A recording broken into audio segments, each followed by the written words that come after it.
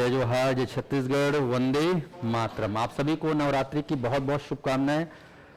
माँ आदिशक्ति की आप लोग को इतना आशीर्वाद मिले कि आप लोग जिसकी तैयारी कर रहे हैं उसमें आप लोग सफल होकर अपने परिवार को एक नई खुशी दें। और इसी शुभकामनाओं के साथ आज के क्लास को शुरू करते हैं। तो आप लोग रेडी हैं? हर हर हर हर वंदे। गहरी सांस लीजिए, थोड़ा सा बॉडी में ऑक्सीजन आना चाहिए ताकि दिमाग थोड़ा काम करे। बादाम खाने से नहीं, है ना, ऑक्सीजन के रहने से दिमाग काम करता है। ठीक है जी। तो चलिए आज हम लोग अब शुरू करने वाले हैं स्पेशल छत्तीसगढ़ सामान्य अध्ययन में एक विशेष भाग जिसका नाम है छत्तीसगढ़ का इतिहास। तो पेन कॉपी चलाना कानूनन अपराध है, ठीक है, केवल आप लोग को देखना है छत्तीसगढ़ का इतिहास।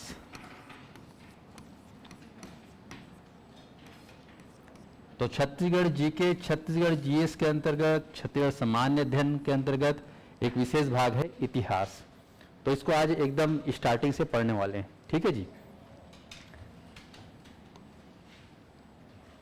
अब आप लोग जानते हैं कि इतिहास पढ़ने से हमें क्या पता चलता है। इतिहास पता चलता है, इतिहास बोलने से ही अपने आप में, है ना, दादा परदादा याद आ जाता है, पुरखा उर्खा याद आ जाता है, पूर्वज याद आ जाता है कि नहीं, पुराना दिन याद आता है, आदि मानव याद आता होगा। आप लोग अभी आदि मानव के बारे में पढ़े थे बचपन में, है ना, हमारे पूर्वज बंदर थे, सब सुने हो। तो इतिहास पढ़ना मतलब अपने दाई दादा के दाई दादा, उसके दाई दादा, है ना, उनके उनके उनके उनको हम लोग याद करते हैं, है कि नहीं। क्योंकि जैसे हम देखते हैं कि हमारा जो पृथ्वी है, जब पृथ्वी का निर्माण हुआ, आप जानते हो सौरमंडल में इस विशेष घटना घटी जिसके माध्यम से जो है काफी लंबे समय बाद, ये पहले जलता हुआ एक आग का गोला जैसे था, है ना, ये धीरे धीरे ठंडा हुआ, ठंडा होने के बाद ये धातु मिट्टी सब बना, उसके बाद फिर जल आया, जल से फिर वनस्पति आया, वनस्पति के बाद फिर आदमी लोग इस धरा पे अवतरित हुए। कौन आदमी को भेजा, कैसे आया, इसके बारे में आज तक किसी ने सत्य जानकारी नहीं दी है, वैज्ञानिक आधार पर अगर बात करें तो। पर जैसा भी पौराणिक कथाओं के हिसाब से हम ये जानते हैं कि मनु और शत्रुपा के ही वंशज हैं, स्पष्ट है। कल ही के आप पेपर में देखोगे तो पृथ्वी के बारे में बताया कि पृथ्वी की जो आयु है लगभग 5 अरब के आसपास है। कितना है? 5 अरब। उसके बाद ये पृथ्वी नष्ट हो जाता है। वैसे ही सौरमंडल की जो आयु है वो लगभग 12 अरब के आसपास है, उसके बाद वो भी नष्ट हो जाती है। आप लोग पढ़ोगे खगोलीय घटना में ब्लैक होल कॉन्सेप्ट है। ब्लैक होल होता है, सुने होगे ना।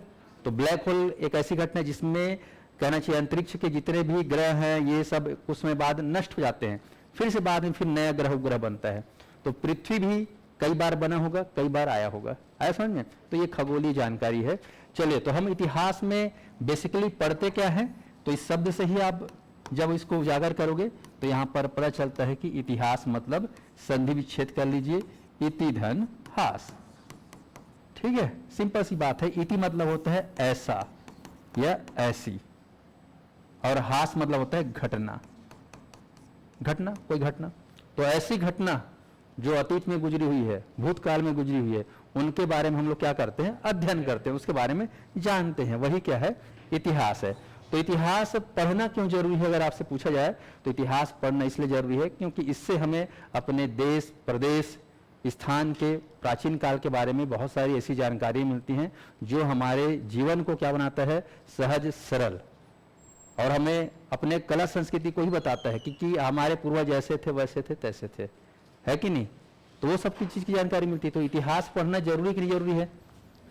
अब मानो ना मानो, अब तो एग्जाम में भी आने लग गए हैं, तो पढ़ना बिल्कुल जरूरी। पहले इतिहास को केवल कहानी के तौर पे नाना नानी दादा दादी सुनते थे, बाबू रे, है ना, पहले जमाने में ऐसा होता था बेटा, हमारे जमाने में ऐसा होता है, सुनते थे नहीं सुने? पहले के राजा महाराजा लोग ऐसे होते थे करके सुनते थे कि नहीं सुनते थे? लेकिन अब कंपटीशन एग्जाम में सब्जेक्ट रूप में पूछा जाता है, तो हम तो इसको अब सिस्टमेटिक पढ़ेंगे। तो इतिहास अगर परिभाषित किया जाए तो इतिहास क्या है, आपसे कोई इंटरव्यू में पूछे, हालांकि आपके एग्जाम में इंटरव्यू सेक्शन नहीं है, लेकिन कोई आपसे कह दे तो इतिहास क्या है, तो आप लोग 2 लाइनें बोल देना। इतिहास मतलब अतीत, अतीत की घटनाओं का, है ना, आपको ध्यान रखना, अतीत की घटनाओं का। मैं इसको ब्रैकेट में लिख रहा हूं, घटनाओं का। घटना तो दुनिया भर की घटना है, रात दिन घटना घट रहा है, लेकिन हमको बोलना है महत्वपूर्ण घटना,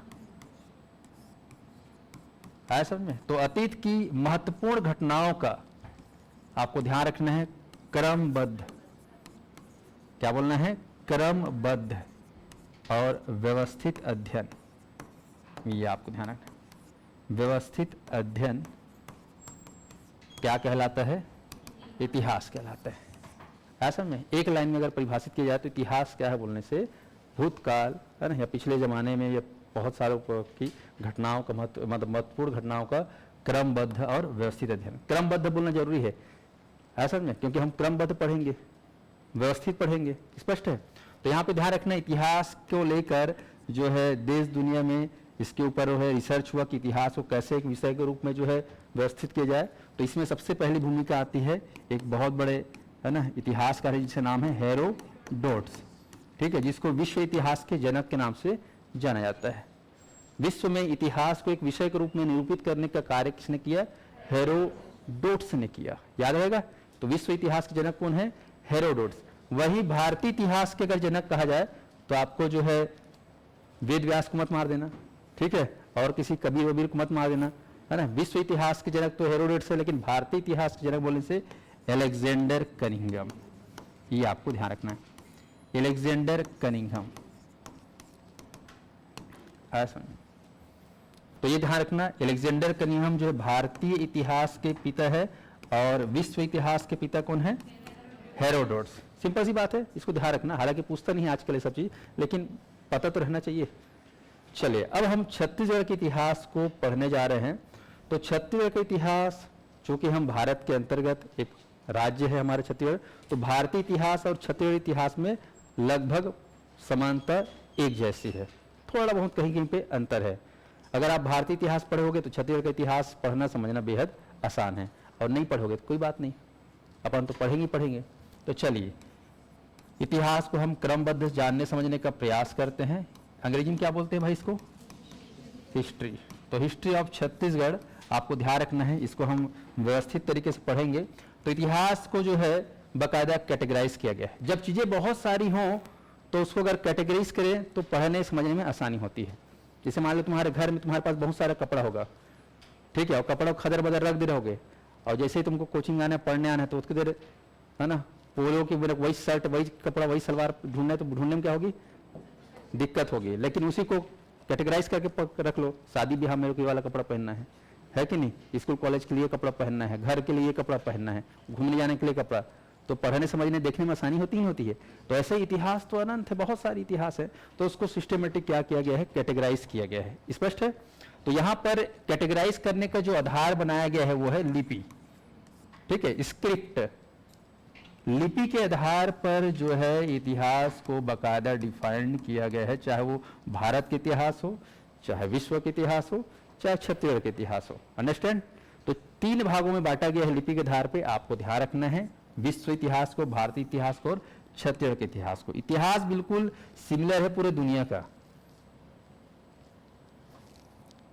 तो ध्यान देंगे, लिपि के आधार पर इतिहास को बांटा गया है। सबसे पहला इतिहास है, आप बोल रहे हैं पाषाण युग, क्या बोलना है, पाषाण युग या पाषाण काल, ये आपको बोलना है सिंपल सा। दूसरा आपको बोलना है ना पाषाण काल को ही स्पेशल, इसको सिस्टमेटिक हिंदी में आपको बोलना है आद्य, सॉरी प्राग, है ना, एक शब्द होता है प्राक या फिर होता है प्राग, दोनों शब्द बोल सकते, प्राग या प्राग। तो इसको आप लोग बोलेंगे प्राग ऐतिहासिक काल, ठीक है, प्राग ऐतिहासिक काल, ये आपको ध्यान रखना है, ऐसा बोलना है। या फिर ऐसे भी लिख सकते, इसको संधि करके लिखो तो प्रागैतिहासिक काल, ये अपना प्रागैतिहासिक काल, या फिर पाषाण काल या पाषाण युग या स्टोन एज, स्पष्ट है। तो शुरुआत में पहला जो काल बोला गया उसको क्या बोला गया, पाषाण युग। दूसरा जो काल है वो है आपका आद्य ऐतिहासिक काल, आद्य बोल रहे, ऐतिहासिक काल,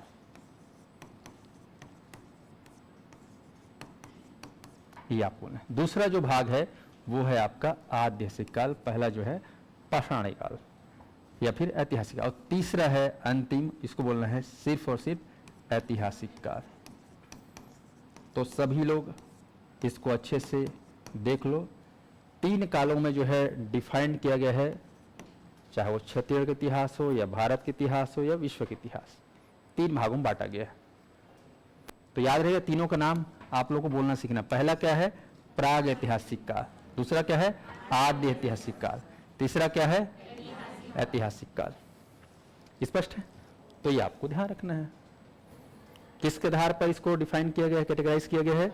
हाँ, तो इसका वर्गीकरण जो है लिपि के आधार पर किया गया। लिपि बोलते हैं अंग्रेजी में स्क्रिप्ट। जो मैं लिखा हूं ये भी तो एक लिपि है क्या? देवनागरी लिपि है कि नहीं? भाषा क्या है? हिंदी है। तो यहां पर ध्यान देंगे कि पाषाण युग में क्या लिपि का उपयोग होता था। तो बचपन में पढ़े होंगे लिपि का उपयोग इस जमाने में नहीं होता था, होता ही नहीं था। लिखते पढ़ते थे ही नहीं, शब्दों का कोई यूज ही नहीं होता था पाषाण युग में। ऐसा में चित्र वित्र भरे बना लेते थे। आद्य ऐतिहासिक काल में क्या लिपि का प्रयोग होता था? तो हाँ, होता था।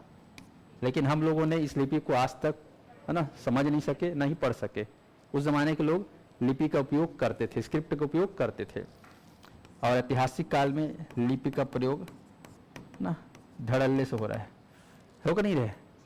तो लिपि का प्रयोग जो है 3 में से 2 जगह हो रहा है, 2 कालों में, 1 काल में नहीं हो रहा है। हम लोग लिपि को कहाँ का समझ पा रहे हैं? केवल ऐतिहासिक काल का। तो लिपि के आधार पर चीजें समझ में आ गई। यहां तक क्लियर हुआ ऑनलाइन वालों को? चलिए, अब इसी को हम लोग जो है देहाती स्टाइल में याद करते हैं। कैसे? अपन लोग जानते हैं छत्तीसगढ़िया हैं, गजनी हमारे खून में रखा हुआ है ना। 4 दिन बाद हमको कुछ सुनता ही नहीं रहता कि क्या हुआ था। तो हमको याद रखना है कि इतिहास को 3 भागों में बांटा है, तो 3 भागों को भगवान से जोड़ देना है। ठीक है? 3 भगवान मतलब त्रिदेव। एक कौन है?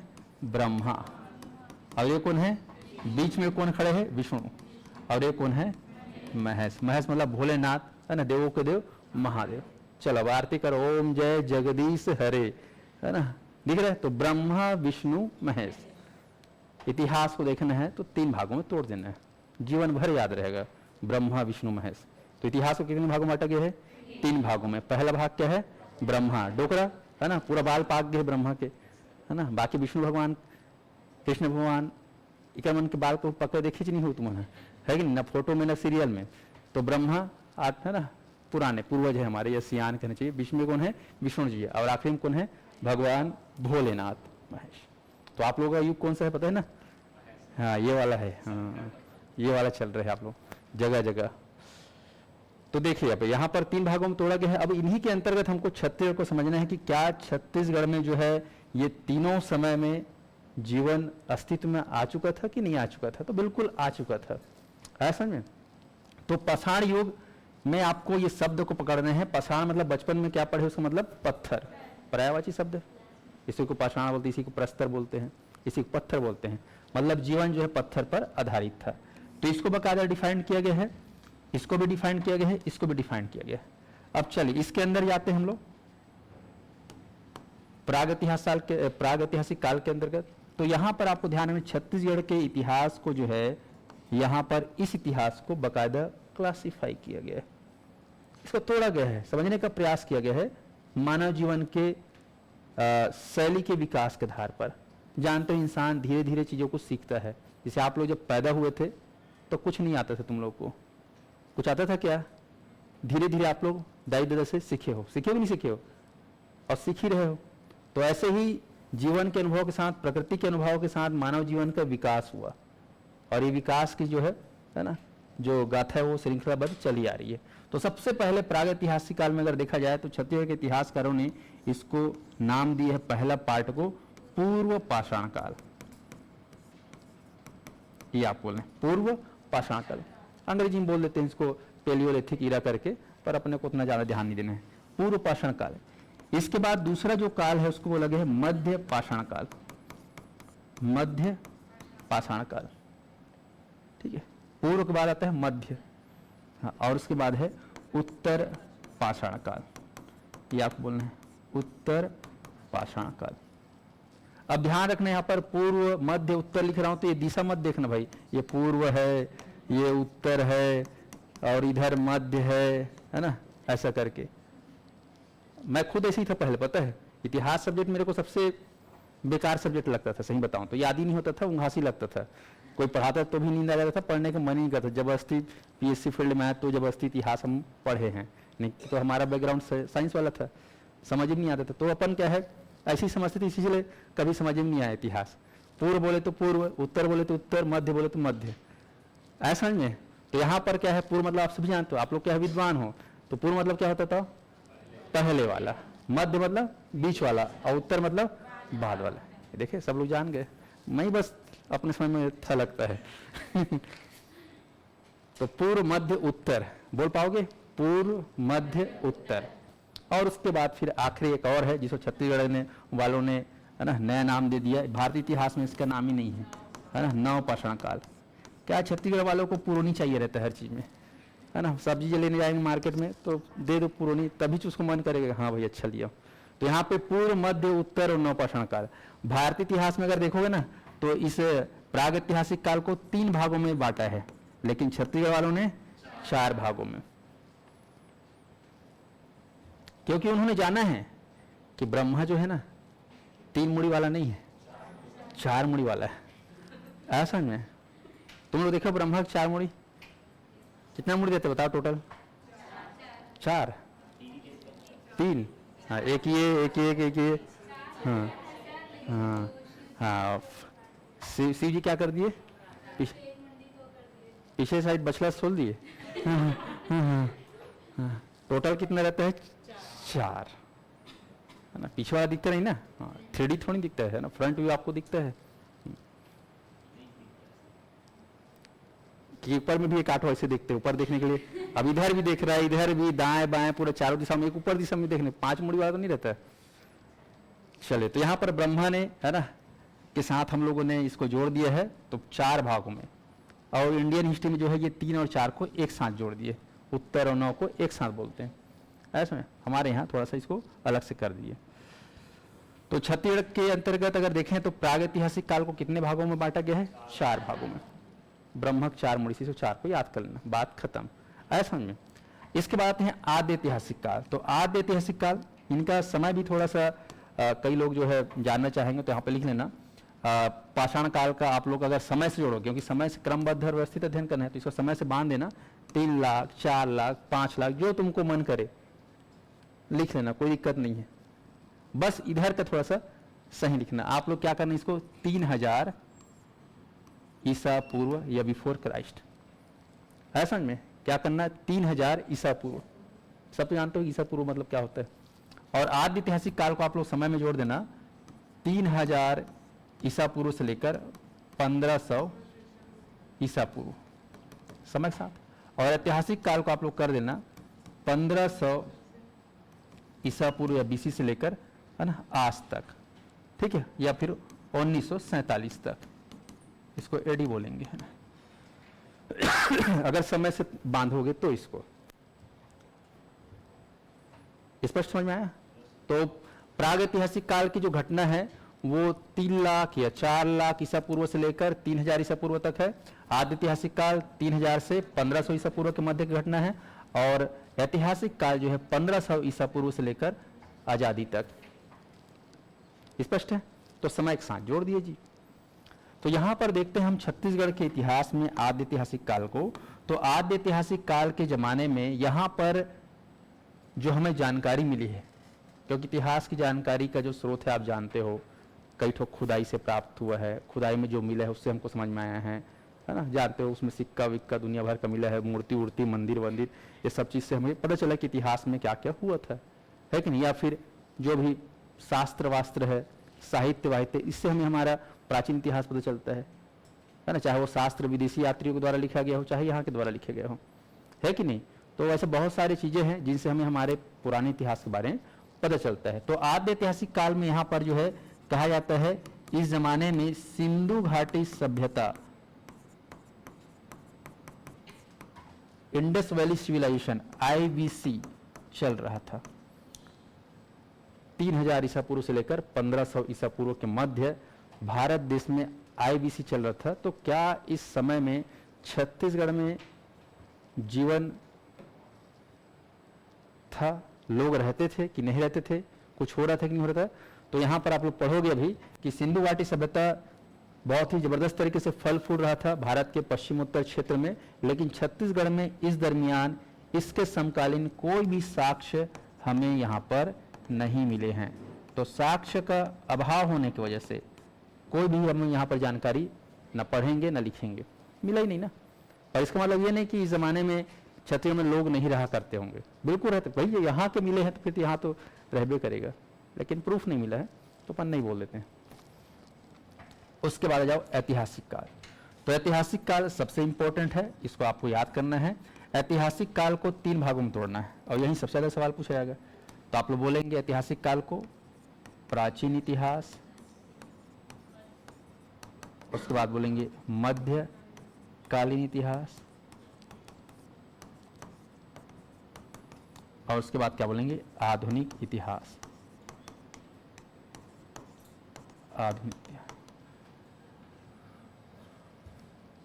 तो यहां पर आपको थोड़ा ध्यान रखना है ना। ब्रह्मक 4 मूर्ति दिख गया, विष्णु भगवान शुद्ध है, कोई पता ही नहीं चला थे, है कि नहीं, सो गए हैं ना क्षीर सागर में योग निद्रा में, कोई ऐसा पता नहीं छत्तीसगढ़ बारे में। लेकिन यहाँ भगवान भोलेनाथ का त्रिदेव त्रिशूल दिख रहा है ना, 1 2 और 3 दिख गया। तो प्राचीन इतिहास, मध्यकालीन इतिहास और आधुनिक इतिहास। तो यहां पर ध्यान देंगे, परीक्षा में सबसे ज्यादा हम इसी को पढ़ेंगे क्योंकि इसके बारे में लगभग बहुत सारी जानकारी मिलती है। तो छत्तीसगढ़ का प्राचीन इतिहास, देखो भारत का इतिहास भी ना ऐसे ही सेम, देखोगे तो पढ़ोगे तो सेम जो मैंने लिखा है ऐसे ही है, कोई अंतर नहीं, इधर भी कोई अंतर नहीं, फॉर्मेट है सेम है, ऐसा में। तो आपको उनको छत्तीसगढ़ पढ़ना है तो यहाँ पे क्या लिख देना, छत्तीसगढ़ का प्राचीन इतिहास, छत्तीसगढ़ का मध्यकालीन इतिहास और छत्तीसगढ़ का आधुनिक इतिहास लिख पाओगे। चलिए अब एक काम करो, छत्तीसगढ़ प्राचीन इतिहास में क्या पढ़ोगे। तो छत्तीसगढ़ के प्राचीन इतिहास में शुरुआत होता है वैदिक काल से, लिखना वैदिक काल पढ़ोगे आप लोग। वैदिक काल में जो है लिखे बस है ना, वैदिक काल मतलब यहाँ पर जो है वेदों का संकलन हुआ था। इस जमाने में वेदों को लिखा गया था क्योंकि मालूम था वेद व्यास जी को, या मतलब वेद व्यास जी को कि आने वाला जो जनरेशन है ये लोग मोबाइल वाले रहेंगे, है ना, ये लोग गूगल का सहारा लेंगे, है ना, ये लोग बिना देखे कुछ याद नहीं कर पाएंगे, कुछ नहीं कर पाएंगे। तो इन लोगों के लिए क्या कर देता हूँ, किताब लिख देता हूँ करके। नहीं तो पहले जमाने के लोग क्या करते पता है, ये वेद को सुनाते थे और आदमी एक बार सुनता था उसको याद कर लेता था। मतलब पहले के दौर ऐसा था, बोलते थे कि गुरुकुल में जो पढ़ते थे वो लोग एक बार बोलता था गुरुजी याद हो जाता था। ऐसे लोगों का पहले का क्या था, याददाश्त था। तो उस जमाने में, पहले जमाने में ये सब वेद शास्त्र लिखने की बोलने की जरूरत नहीं पड़ी। लेकिन वेदव्यास जी को लगा भाई आने वाला जनरेशन बिल्कुल ऐसा है ही नहीं है, इन लोगों के लिए क्या कर देता हूँ, लिख के रख देता हूँ। और बात सही है कि नहीं है कि नहीं बताओ। तो वो चीज आज काम आ रहा है। तो यहाँ पर वैदिक काल में वही जो वेद है, 4 वेद उपनिषद, इनका क्या हुआ, संकलन हुआ, मतलब लिखा गया। स्पष्ट है। तो वैदिक काल के बाद इसके बाद आप पढ़ोगे रामायण काल, और उसके बाद लिखना है रामायण के बाद महाभारत काल। इन दोनों को आप लोग बोल सकते हो महाकाव्य काल, क्योंकि ये भारत के क्या है, 2 बड़े महाकाव्य, इनका संकलन हुआ। ऐसा नहीं कि प्राचीन इतिहास में वैदिक काल में है ना वेद व्यास जी आए थे, रामायण काल महाभारत में राम जी आए थे, महाभारत काल में वो कृष्ण जी आए थे। भाई 1500 ईस्वी और 1947 में आए थे क्या कृष्ण भगवान? नहीं आए थे, ठीक है। वो तो कौन से युग में आए थे मतलब है ना, द्वापर त्रेता में आए थे। अपन तो कलयुग के बारे में पढ़ रहे हैं जी। स्पष्ट है। तो यहाँ पे ध्यान रखना, वैदिक काल, रामायण काल, महाभारत काल, इसके बाद लिख देना महाजनपद काल। महाजनपद काल, ये 4 आप लोग अगर बोल लोगे तो आप लोग का काम तमाम। 1 2 3 4, ये 4 पढ़ना बोलोगे ना, पूर्व मध्य उत्तर नव, बीच में ये सिंधु घाटी सभ्यता है ना, खत्म है। प्राचीन इतिहास 3 भागों में तोड़े तो उसको बांटे वैदिक, रामायण, महाभारत, महाजनपद। इसके बाद 5वां का पंच लगाना है। पंच क्या रहेगा आप लोग का 5वां? आपको बोलना है यहां पर भारत देश हो या छत्तीसगढ़, साम्राज्य स्थापित हुआ, राजतंत्र स्थापित हुआ। तो यहां पर लिखेंगे आप लोग राष्ट्रीय राजवंश, और लिखेंगे हमारे छत्तीसगढ़ का क्षेत्रीय राजवंश। इन दोनों को पांचवा से जोड़ देना, राष्ट्रीय राजवंश और क्षेत्रीय राजवंश। बस अब इसके अंतर्गत दुनिया भर का राजवंश पढ़ोगे, कौन कौन सा राष्ट्रीय राजवंश था, कौन कौन सा क्षेत्रीय राजवंश था, तो ये हो जाएगा 5। तो प्राचीन इतिहास को 5 भाग में दिमाग में सेट करना है। शुरुआत वेद से, फिर रामायण से, फिर महाभारत से और महाजनपद। महाजनपद में जोरदार आप लोग क्या पढ़ोगे पता है? जैन और बौद्ध को। तो ये और जोड़ सको तो दिमाग में, महाजनपद में जैन और बौद्ध धर्म के बारे में हम लोग पढ़ेंगे। स्पष्ट है? तो इतना तक याद हुआ कि नहीं हुआ? ये जो स्ट्रक्चर अगर याद कर लोगे ना तो छत्तीसगढ़ के इतिहास को समझने में आसानी होगी। चलो आपके दिमाग में अब सेट कर रहा हूं मैं, लिखा हुआ है माथे में, क्या? छत्तीसगढ़ का इतिहास। इसको वर्गीकृत किया गया है किसके आधार पर? लिपि के आधार पर। कितने भागों में तोड़ा गया है? 3 भागों में तोड़ा गया। सबको दिख रहा है 3 भाग? तीनों भाग का नाम गुठियाना है। प्राग ऐतिहासिक काल, आद्य ऐतिहासिक काल और अति। सबका जीव लौट रहा है? बोल पा रहे सब लोग? कोई कठिन? हाँ, ऑनलाइन वालों को समझ में आ रहा है ना? ठीक। अब ये जो पहला है प्रागैतिहासिक काल, जो पाषाण काल बोलते हैं, इसका कितना भाग है? 4 भाग। चारों को बुठियाना है। पहला क्या है? पूर्व पाषाण काल, दूसरा मध्य पाषाण, तीसरा, चौथा, बस ऐसे ही बिल्कुल बैठाना है। बैठा दिमाग में। अब उसके बाद आ जाओ बीच वाला में, आद्य ऐतिहासिक काल। विष्णु जी को याद करो, क्या है इसमें? सिंधु घाटी सभ्यता। क्या सिंधु घाटी सभ्यता के दौर में छत्तीसगढ़ से कोई जानकारियां मिलती है?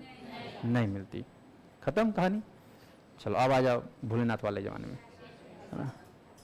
ऐतिहासिक काल कितने भागों में तोड़ा गया है? 3 भागों में। क्या क्या? प्राचीन इतिहास, मध्यकालीन इतिहास, हाँ, तीनों को सेट करो। अब प्राचीन इतिहास को पकड़ना है छत्तीसगढ़ का, तो 5 भाग, 5 पार्टों को याद करना है।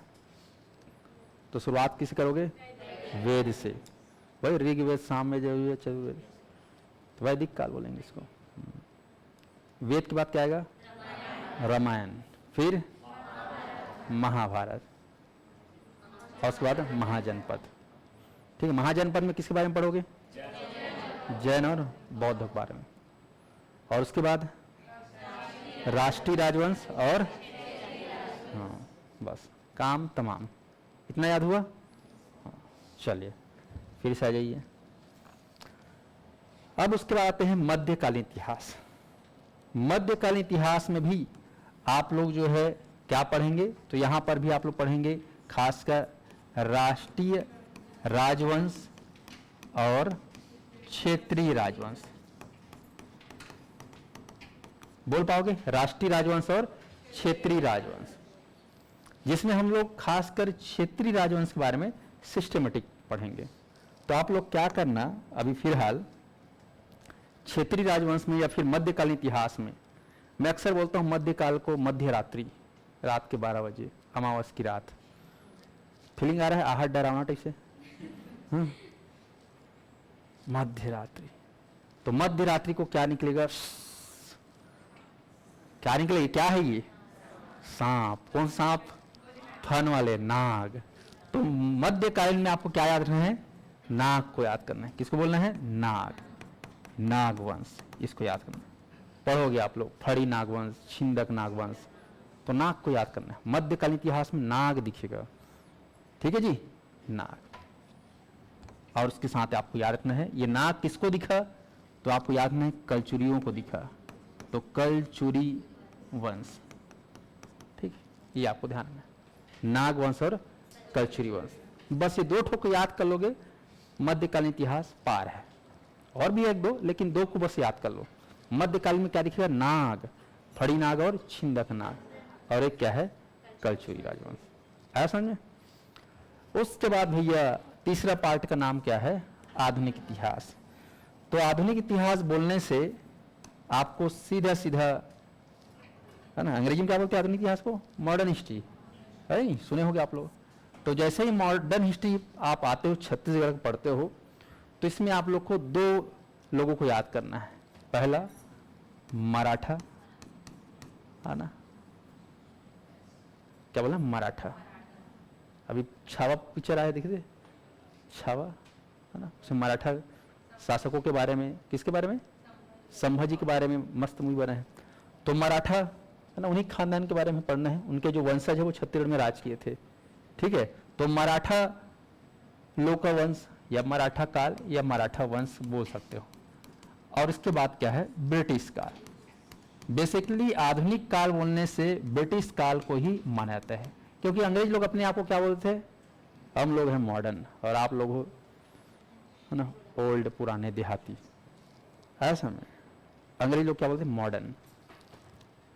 इन द सेंस ये लोग जो है यहाँ आकर पूरा कायाकल्प कर दिए, भारत में एक नया सिस्टम जो है जनरेट कर दिए, नए सिस्टम से जो है छत्तीसगढ़ भारत को चलाए। तो सिस्टम क्या हो गया? मॉडर्न हो गया, अपडेट हो गया। तो क्या नाम बोला गया? Modern history. जानते हो आज जो पढ़ते हैं हम लोग, कलेक्टर व्यवस्था, आईपीसी, धारा वारा, जिला विला, ये तहसील वहसील, ये सब कॉन्सेप्ट किसके पता है? अंग्रेजों की देन है। अब इसी सिस्टम को फॉलो कर रहे हैं नहीं कर रहे हैं? आप बताओ। कलेक्टर वलेक्टर, ये डीएसपी वैसी, पुलिस वुलिस, ये सब सिस्टम कहाँ का है? अंग्रेजों का है। तो मॉडर्न साइंस, रोड वोड बना, सड़क वड़क बना, रेल वेल बना, सब उद्योग उद्योग आया, सब किससे देखा सीखी है? अंग्रेजों ने यहाँ पर स्टार्ट किया। तो वो लोग क्या बोले कि हम लोग मॉडर्न हैं, और ये जो हिस्ट्री होगा क्या होगा? Modern history. तो यहाँ पर मॉडर्न हिस्ट्री में आपको मराठा और ब्रिटिश को याद करना है। और इसी को तुम लोग को ना 4 बार बोलना है, मतलब 2-2 बार। मराठा को 2 बार बोलोगे और ब्रिटिश को 2 बार बोलोगे, लेकिन अल्टी पल्टी करके बोलोगे। कैसे बोलोगे? मराठा ब्रिटिश, फिर बोलोगे मराठा, फिर बोलोगे ब्रिटिश। अगर इतना बोल दिए ना तो इतिहास खत्म है, ठीक है। मराठा ब्रिटिश, मराठा ब्रिटिश बोल पाओगे? मराठा ब्रिटिश, मराठा ब्रिटिश, वही कॉपी पेस्ट करना है इतना को।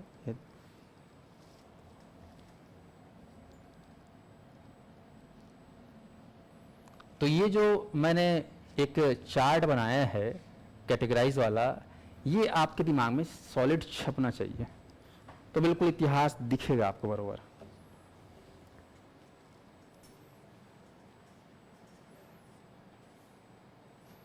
काकर काकर दिमाग में छप इसलिए बताओ, थोड़ा बहुत एक बार रिवाइज करा देता हूँ, है ना।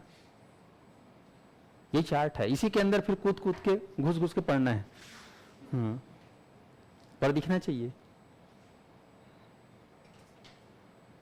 चलो एक बार देखें, इसको पूरा ऐसे ही बताना है जैसा मैं लिखा हूं ना, ऐसे ही बताने की कोशिश करो। एक बार अच्छे से देख लो तुम लोग। इतिहास लिपि के आधार पर पाषाण युग, आद्य ऐतिहासिक काल, यदि ऐतिहासिक काल, इसको 4, 1, 3, 3 के अंतर्गत, ये प्राचीन इतिहास का 5, मध्यकाल में केवल नाग और कलचुरी को उठाना है, और आधुनिक में मराठा ब्रिटिश, मराठा ब्रिटिश साथ की बोलना है।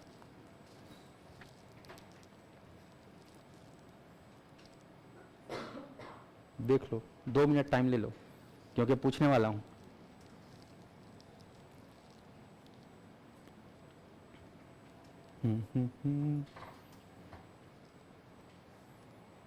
समझ में आ रहा है मेरा देवनागरी लिपि, है ना?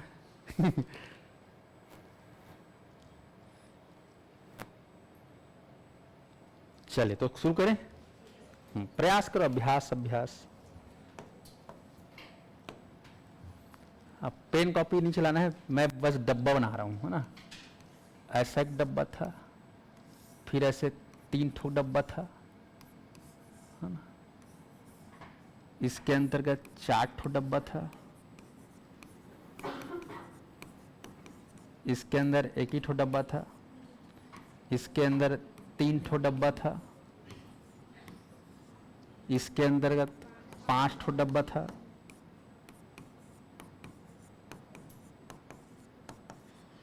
इसके अंदर 2 ठो 2 ठो डब्बा, 3 ठो था क्या?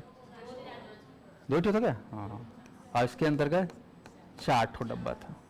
चलो बाबू रे, तुम लोग को है ना बताना है, फिल इन द ब्लैंक, है ना, रिक्त स्थान को पूर्ति कीजिए। हाँ। चलो तो बता पाओगे? चलो यहाँ पे क्या लिखा था?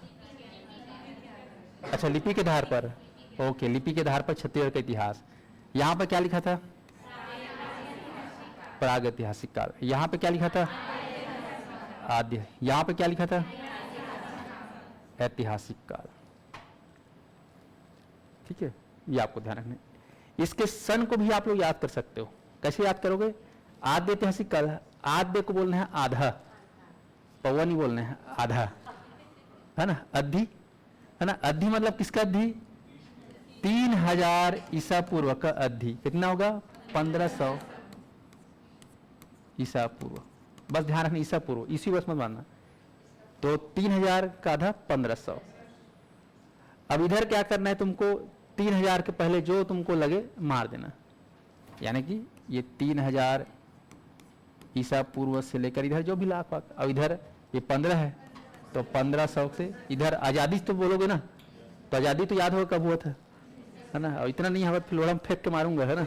हाँ, 1947।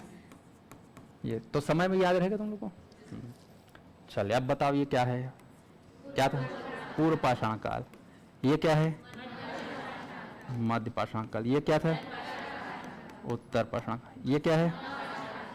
नव पाषाण काल। ओके, ठीक। ये क्या है बताओ? सिंधु घाटी सभ्यता, इंडस वैली सिविलाइजेशन। क्या इसके बारे में छत्तीसगढ़ में कोई जानकारी मिली है? नहीं, 0 बटे सन्नाटा, है ना। चलो आ जाओ इधर आओ, है ना। कौन सा काल है ये? ऐतिहासिक काल छत्तीसगढ़ का। इसको क्या बोलेंगे? प्राचीन इतिहास। इसको क्या बोलोगे? मध्यकालीन इतिहास। इसको आधुनिक इतिहास। चलो अब प्राचीन इतिहास को बताना है। पहला क्या था? वैदिक काल। दूसरा क्या था? रामायण। तीसरा क्या था? महाभारत। चौथा महाजनपद। और पांचवा राष्ट्रीय वंश, राजवंश और क्षेत्रीय राजवंश। ठीक है भाई। चलो मध्यकालीन इतिहास में छत्तीसगढ़ का पहला क्या था? नागवंश, है ना। छिंदक।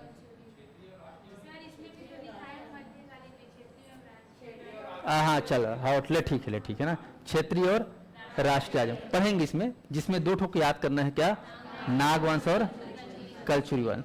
ठीक है, वेरी गुड। हाँ आ जाओ, आधुनिक काल में बताओ क्या है? Maratha British, Maratha British. याद करना है जी। इतिहास खत्म हो गया। चलो तो मोर कहानी पूर गे, का बोलते छत्तीसगढ़? हाँ, धारवाड़ चूर गे, मोर कहानी पूर गे। तो ये ढांचा को आप लोग अपने दिमाग में अच्छे से सेट कर लो। कल जो है, टाइम हो गया क्या? हाँ, नहीं हुआ है। 15 मिनट शेष है, तो 15 मिनट में इसको खत्म कर देते हैं। ठीक है, किसको? प्रागैतिहासिक काल पढ़े। चलो झेल लोगे ना? ऑनलाइन वाले हदर तो नहीं आओगे? एकदम दिमाग मतलब ऐसे पूरा पैक तो नहीं हो गया है? चलिए, तो प्रागैतिहासिक काल को हम लोग पढ़ेंगे।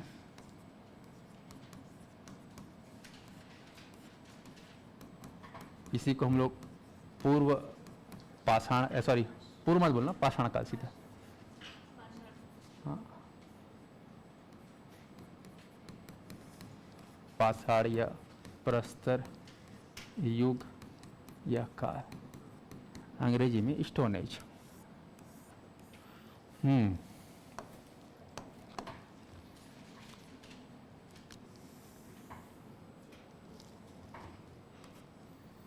चार भाग में तोड़े थे इसको।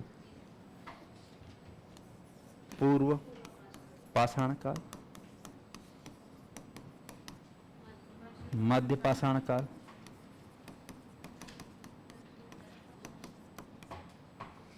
उत्तर पाषाण काल और नव पाषाण काल। ठीक है, ये हो गया 4 भाग। अब देखिए यहां पर ये जो 4 भाग है, चारों भाग में हमको एक एक भाग को है ना थोड़ा डिटेल में पढ़ना है। तो पढ़ना क्या है इसके अंतर्गत, तो हमें सिंपल से यहां पे ये पढ़ना है कि इस जमाने में मानव जीवन किस तरीके से व्यतीत हो रहा था, इसको हमको जानना है। तो नाम से जान रहे हो कि मानव जीवन में किस तरीके से पाषाण, नाम ही है पाषाण काल। जिसे अभी कौन सा काल चल रहा है पता है तुम लोग को? मोबाइल काल या प्लास्टिक काल, है ना? चलो मुझे बताओ, हाँ, कुछ भी लेने जाते हो प्लास्टिक का भोरी या झोली या जो भी प्लास्टिक वाला चल रहा है, और मोबाइल काल। खैर वो बाद में अपन जब इतिहास लिखेंगे ना तो उसमें कैटेगराइज कर देंगे, अभी अभी इसको पढ़ो। तो पूर्व पाषाण काल को ध्यान रखना। इसमें हम ये जानेंगे कि इस जमाने में कौन कौन से ऐसे क्षेत्र है, ऐसे स्थान हैं जिसमें हमें पूर्व पाषाण काल के बारे में मिला है साक्ष्य। क्या मिला है? साक्ष्य। और किसने उस क्षेत्र को, उस साक्ष्य को हमको बताया, जनवाया, मतलब खोज करता। बस इतना 3 पॉइंट में जानना है, बात खत्म। जानकारी तो वैसे दुनिया भर का है, लेकिन नहीं पढ़ना है अपने को, टू द पॉइंट एग्जाम निकालना है, ज्ञानी नहीं बनना है, ऐसा नहीं। तो क्षेत्र स्थान पूर्व पाषाण काल से कौन कौन से क्षेत्र है उनको पकड़ना है, और वहां पर कौन सा साक्ष्य मिला और कौन उसको बताया, यानी कि खोज करता। आविष्कार करता मत लिख देना, हालांकि कुछ कुछ चीजों का आविष्कार हुआ है, हो रहा है नहीं हो रहा है आविष्कार, लेकिन अपन खोज करता या आविष्कार करता के बारे में पढ़ेंगे। बेसिकली खोज करता है, पता है ना खोज और आविष्कार में अंतर है कि दोनों एक है? बताओ। ये पेन मेरे हाथ में है, इसका खोज हुआ है कि आविष्कार हुआ है? खोज क्यों नहीं बोले? ये पहले नहीं था प्रकृति में, इसको बनाया गया है। तो मानव ने जो भी बनाया है अपने ज्ञान बुद्धि विवेक से, वो सब क्या है? आविष्कार है। लेकिन प्रकृति में पहले से जो भी चीजें हैं, जिसको या तो ऊपर वाले बनाया बोल सकते हो या प्रकृति बनाया, वो सब क्या है? खोज है। स्पष्ट है? तो ठीक ऐसे ही यहां पर भी वैसे पढ़ेंगे कौन कौन से क्षेत्र स्थान है और कौन कौन से साक्ष्य है और कौन है वहां के खोज करता। सेम चीजें यहां पर भी हम पढ़ेंगे 3 पॉइंट में, ऐसा नहीं? 3 प्रोग्राम, क्षेत्र स्थान, खोज करता और साक्ष्य। अंडरस्टूड? समझ आएगा? स्ट्रक्चर, हाँ, स्ट्रक्चर मेन पकड़ना है, उसके बाद तो चीजों को वहां पे समेटने आना चाहिए। तो चलिए सबसे पहले बात करते हैं पूर्व पाषाण काल। तो पूर्व पाषाण काल में हमको देखना कि छत्तीसगढ़ में पूर्व पाषाण काल में क्या क्या ऐसी चीजें व्यवस्थित थी जो हमें नजर आई है उस जमाने के दौर का। तो ये अपने को छत्तीसगढ़ देखना है भाई।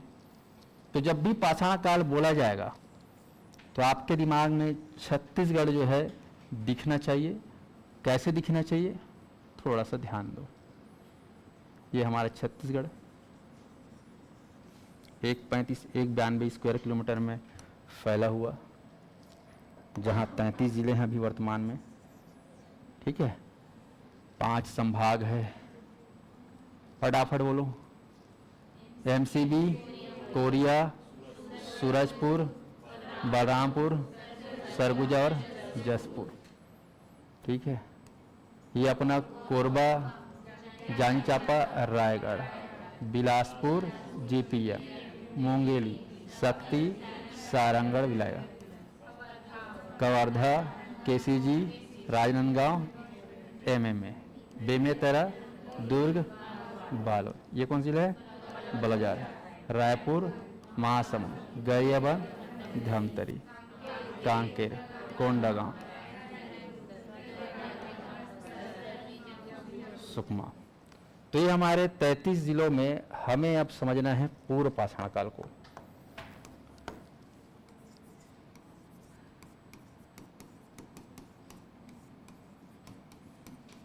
इसको बोलते हैं पैलियोलिथिक इरा, पहला काल। तो ध्यान दीजिएगा, पूर्व पाषाण काल के बारे में जब बात आती है तो हमें जो है याद करना है छत्तीसगढ़ की जीवन रेखा के नाम से विख्यात है एक नदी। कौन सी नदी? महानदी। यहाँ के सबसे बड़े नदी के नाम बताना है। कौन है? महानदी। कहाँ हो रहा है उद्गम? मत है ना, बताया तुम लोग को। ये अपना धमतरी नगरी से हवा तहसील, सिहावा पर्वत, महेंद्रगिरी पर्वत, सुक्तिमिति पर्वत, यहाँ से उद्गम हुआ है। तो हाँ, अच्छा ये थोड़ा सा यहाँ पे मैप थोड़ा सा इसको सुधार लेंगे हल्का सा, क्योंकि ये ऐसा यहाँ पे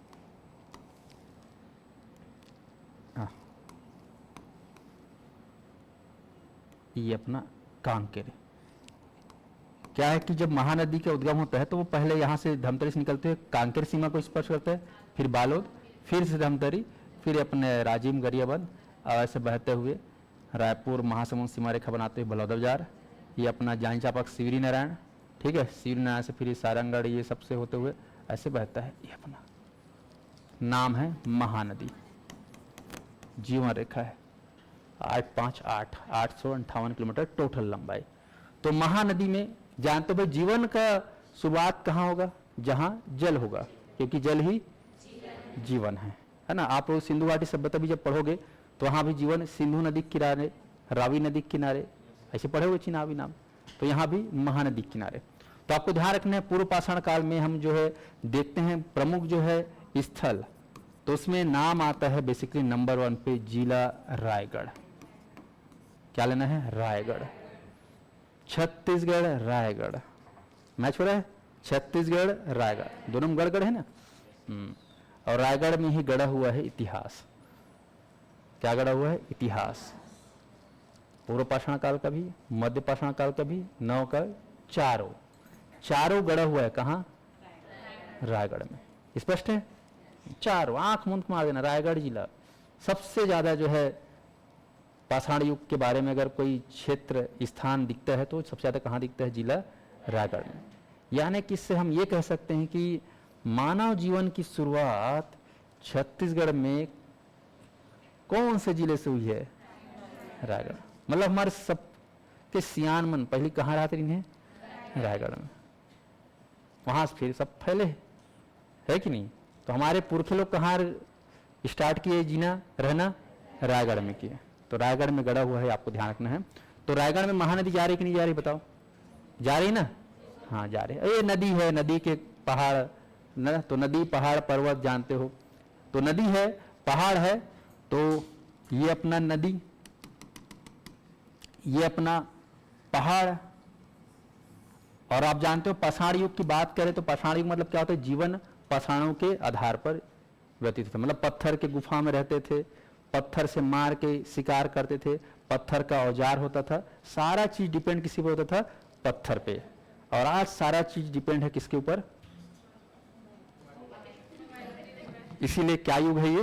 मोबाइल युग। गलत बोलो बता दो, है ना। तो यहां पर सारा चीज पत्थर पे, और आज का जी तो खैर छोड़ो उधर। तो ये नदी है और ये अपना पहाड़। आप जानते हो पहाड़ों में गुफा होता था नहीं? गुफा, कंदरा या गुफा। और गुफा में कौन रहते थे पहले? आदि मानव कि शेर? गुफा में शेर भी रहते कि नहीं रहते बताओ? हाँ, लेकिन सवा शेर कौन होते हैं? आदमी लोग, है कि नहीं? शेर तो ठीक है, लेकिन सवा शेर आदमी है। तो आदमी लोग भी किस में रहते थे? गुफा में। ये ऐसा गुफा, ये ऐसा गुफा। तो यहां पर आप जाओगे तो गुफा है। तो ध्यान रखेंगे कौन कौन सी गुफा है। आप लोग को टॉप नाम जिसका एग्जाम पूछा था वो लेना है। तो नदी में आपको लिखना है महानदी घाटी। क्या लिखना है? महानदी घाटी। और दूसरा लिखना है गुफा।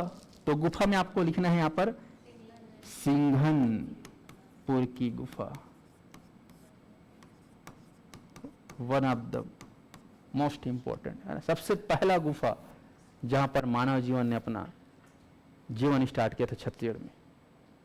पढ़ोगे इसको, छत्तीसगढ़ का भीमबेटका बोलते हैं। भीमबेटका एमपी में है, जहां पर भारत के स्तर पर अगर देखा जाए तो सबसे पहले मानव जीवन का जो अस्तित्व मिला वो भीमबेटका गुफा मिला। तो वैसे ही छत्तीसगढ़ में सबसे पहला अस्तित्व कहाँ मिला? सिंघनपुर गुफा में सबसे पहला अस्तित्व साक्ष्य है। समझ में? ये आपको ध्यान रखना है। तो महानदी घाटी, सिंघनपुर गुफा। इसके बाद दूसरा लिखना आपको बोतलदा की गुफा। बोतलदा की गुफा, ये आपको ना बोतलदा की गुफा, ठीक है। राज्य में पढ़ोगे सबसे लंबी गुफा है, लंबा है, बहुत अंदर है। तो राज्य की सबसे लंबी गुफा क्या है? बोतलदा। बोतल क्या होता है?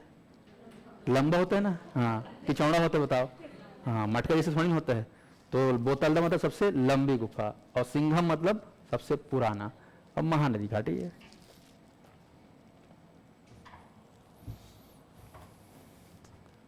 और एक है, आप लोग लिखना बसनाझर गुफा, बसनाझर की गुफा। और ये हो गया, बस इतना। बाकी दुनिया भर का गुफा है, छापा माड़ा, गीधा, सोनबरसा, भंवरखोल, नाना प्रकार लिखवा दूंगा, लेकिन अभी पहले 4 ठोक बस जान लो तो काम खत्म हो जाएगा।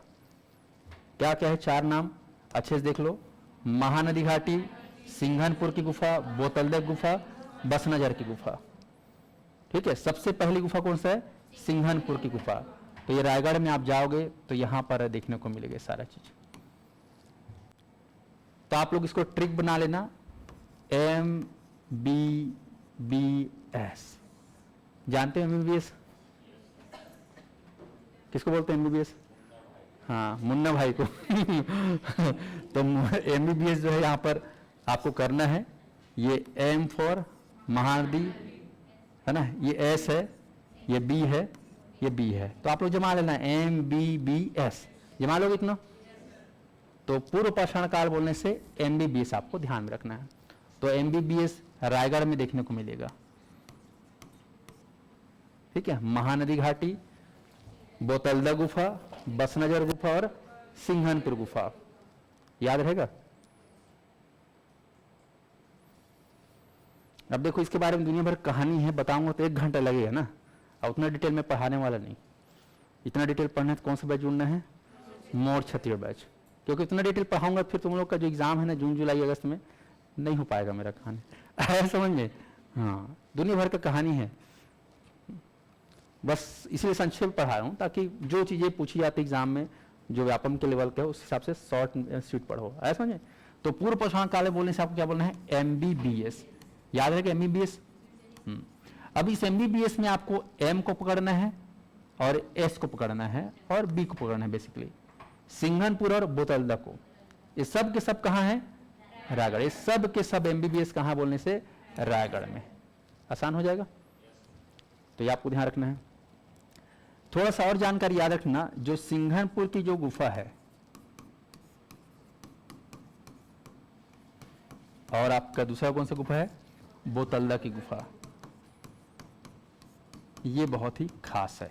इसके बारे में आप लोग संज्ञा लिख लेना, सबसे प्राचीन गुफा और ये सबसे लंबी गुफा, इतना याद रखना। इसको लिखना है छत्तीसगढ़ का भीम बेटका। ठीक है, अब लिखे कौन इसका खोज किया, तो ये आपको याद रखना है अच्छे से। तो सिंघनपुर की गुफा को खोज किया गया अंग्रेजों के जमाने में सन 1848 में। देख लो, वर्ष 1848, समय को याद करो, 1948 मत बोलना, 1848। नाम था उसका कर्नल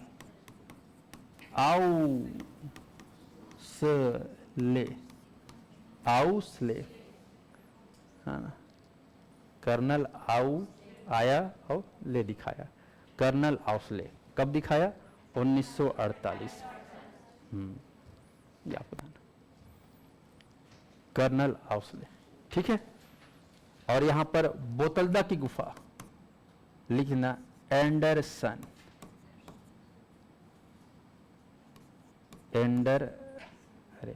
एंडरसन लिखेंगे। अंग्रेज जमाना में 1910, अंग्रेज अलग है ना, तो अंग्रेज जमाना ही बताएंगे। 1910 में कौन सा जमाना था? अंग्रेज जमाना।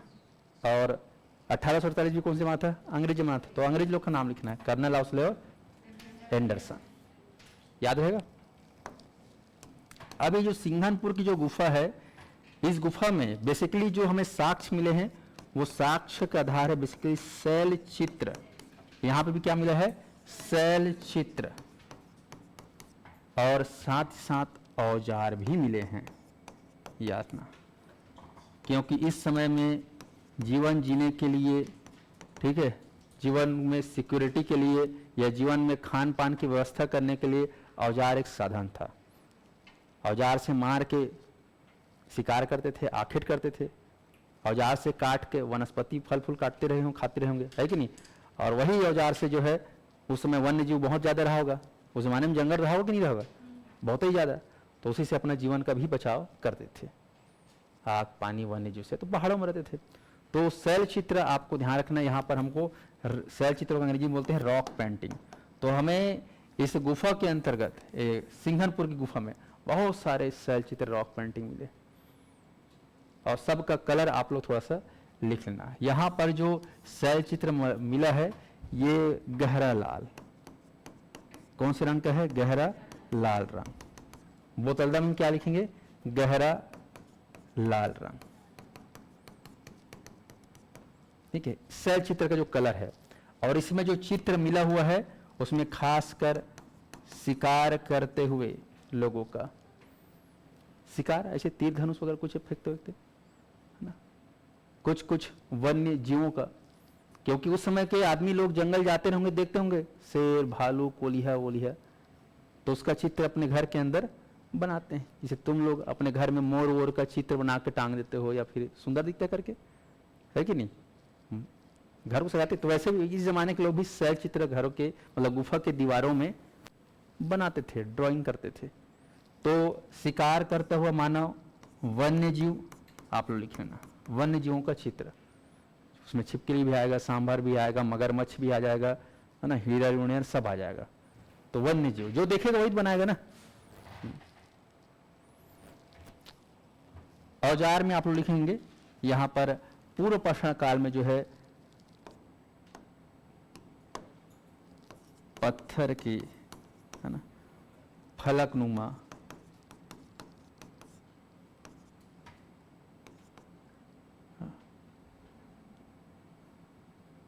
पत्थर के फलकनुमा औजार, ये दिखे ना, छोटे छोटे से पत्थर का वो बिन्हा बिन्हा टाइप से रहता है, सब छीनी टाइप से, नुकीलादार थोड़ा सा, बाद में फिर इसी में थोड़ा सा चेंजेस आया, एकदम धार वाला पत्थर। पहले बड़े बड़े पत्थर से कचार के मारते थे, और उसके बाद छोटा नुकीला पत्थर टीप के मारे, गड़ के खत्म, ऐसा। फिर बाद में अंग्रेज लोग क्या बनाए, गन राइफल, ऐसा में। तो इतना कम से कम याद रखना, सिंघनपुर की गुफा, बोतलदा गुफा सब कहाँ है, रायगढ़ में है। इसके अलावा अन्य और भी गुफा है, उसके नाम यहाँ पर लिख सकते हो, जैसे कि भंवर खोल,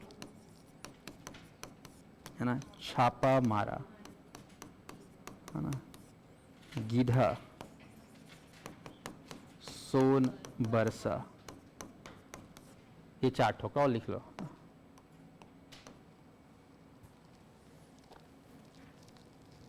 बाकी ये 4 एकदम मेन है जिसको याद करना जरूरी। और ये भी सब कहाँ मिला है हमको, रायगढ़ में। तो कुल मिला के पूर्व पाषाण काल बोलने से कौन सा जगह दिखना चाहिए स्थल, रायगढ़, याद रहेगा। चलिए, तो आज के लिए इतना ही।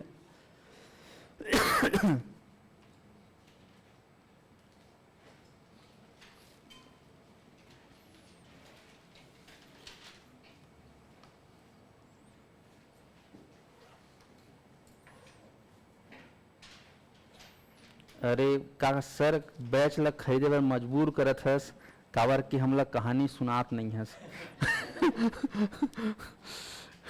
अरे भाई, मेरे को खुद इच्छा है बताने का, लेकिन क्या करूं, कहानी बताते रहूंगा फिर तुम ही लोग बताओ ना, 3 महीने में कोर्स पूरा हो जाएगा क्या छत्तीसगढ़ का, इतना बड़ा कोर्स है, सबका कहानी बताते रहूंगा तो मजबूरी है ना जी। वो मो छत्तीसगढ़ को मैं साल भर पढ़ाता हूँ, तो कहानी सुनाते रहता हूँ, है कि नहीं। अब यहाँ कहानी थोड़ी सुनोगी दादा, अभी टू द पॉइंट पढ़ो आप लोग, इतना पढ़ना है ना। तो कल हम लोग जो है ये बाकी जो मध्य उत्तर और नौ को एक साथ याद करेंगे। कल हम लोग सीधा पहुंच जाएंगे कहाँ, यहाँ पे।